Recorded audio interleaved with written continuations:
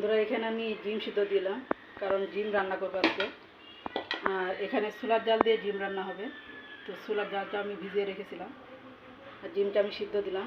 আসসালামু আলাইকুম বন্ধুরা, দূরের এবং কাছের, দেশে এবং দেশের বাইরে যে যেখানে আছেন, আশা করি আল্লাহর রহমতে আপনারা সবাই ভালো আছেন। আর আপনাদের দয়া আল্লাহর রহমতে আমি ভালো আছি। আমি সাবিনা, আমার চ্যানেল সাবিনাতে আপনাদের সবাইকে স্বাগতম। আর আমার চ্যানেল সাবিনাতে নতুন এক ভিডিও নিয়ে আপনাদের মাঝে হাজির হলাম।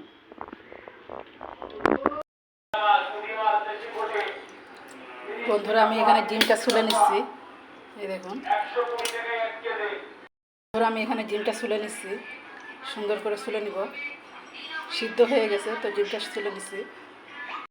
মশলা করা হয়েছে, আদা, রসুন, জিরা, ধনে গুঁড়া, হলুদ, মরিচের গুঁড়া সব কিছু একসাথে রেডি করে নেওয়া হয়েছে। আর এখানে ডিম করে আমি ভেজে নিব।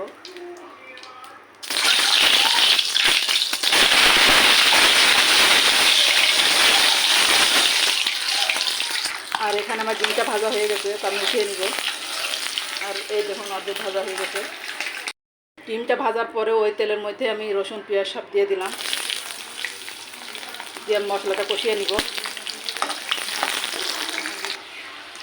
পেঁয়াজটা আমার নরম হয়ে এসেছে, তো আমি মশলাটা দিয়ে দিলাম।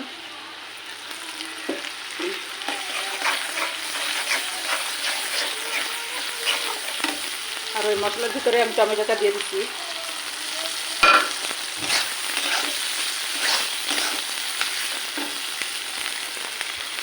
আর সামান্য একটু পানি দিয়ে দিব।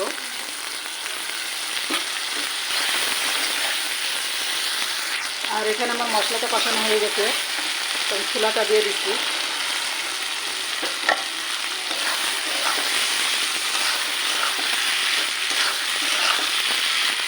এই তো ছোলাটা আমি দিয়ে দিলাম, দিয়ে আমি একটু সিদ্ধ করে নিব পানি দিয়ে।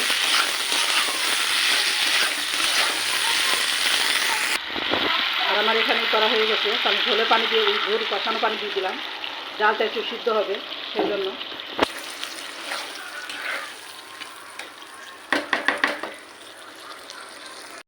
ডালটা এখানে, বন্ধুরা, আমার ডালটা এখানে সিদ্ধ হয়ে গেছে, তো আমি ঝোলের পানি দিয়ে দিব।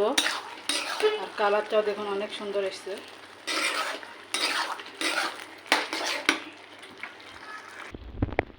এখানে আমি ঝোলের পানিটা দিয়ে দিলাম।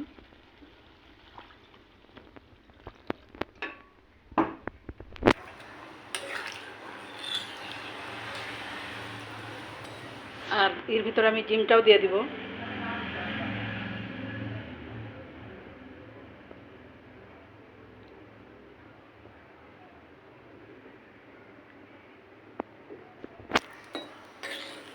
ডিম দিয়ে আমি জ্বালিয়ে নিয়ে পানিটা শুকাই আসলাম, ই করবো, নামিয়ে নিব। এখানে আমার ডাল ডিমের রেসিপিটা হয়ে গেছে, তো আমি নামিয়ে নিব।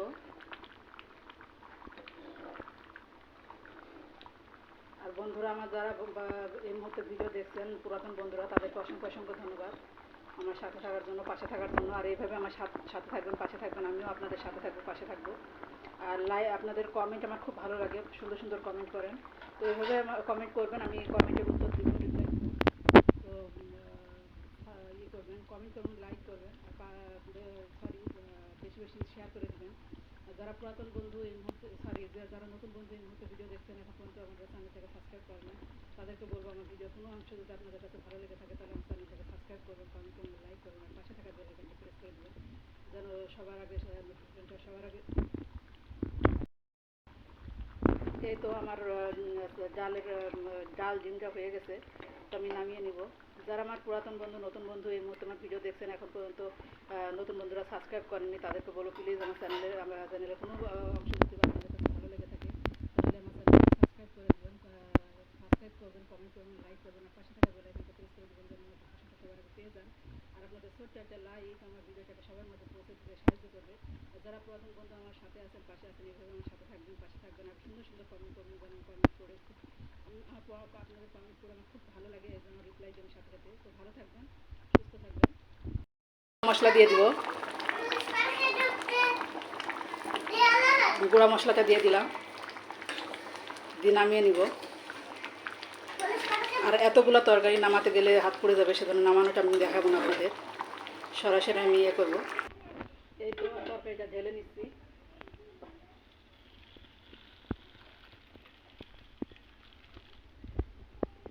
লাল ডিমের এই রেসিপিটা এত মজা হয় আলহামদুলিল্লাহ খেতে। আপনারা চাইলে আমার টিপসটা ফলো করে আপনারা রান্না করে খেয়ে দেখতে পারেন। ভালো থাকবেন, সুস্থ থাকবেন, আর আগামীকাল দেখা হবে নতুন এক ভিডিও নিয়ে।